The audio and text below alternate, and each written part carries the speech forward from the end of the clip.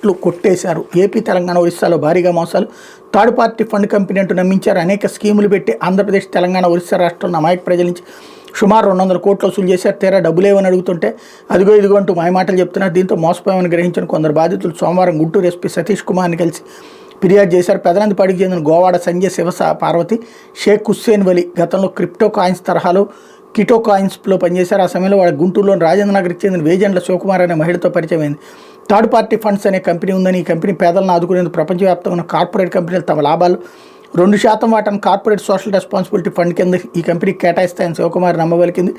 నలపాడికి చెందిన నవీన్ టీపీఎఫ్ కంపెనీకి south India హెడ్గా పరిచయం చేసింది. సిఎస్ఆర్ ద్వారా వచ్చే నిధులను పేదలకు ఖర్చు చేయగలరని నమ్మకం కుదరాలంటే ముందుగా 1.2 లక్షల కంపెనీలో పెట్టుబడి పెట్టాలని తెలిపింది. పెట్టుబడి పెడితే రోజుకు 30,000 చొప్పున మన బ్యాంక్ ఖాతాలో కంపెనీ జమ చేస్తుందని పేర్కొంది. 15,000 మీరు ఉంచుకుని మిగిలిన 15,000 కంపెనీకి ఇవ్వాలని చెప్పింది.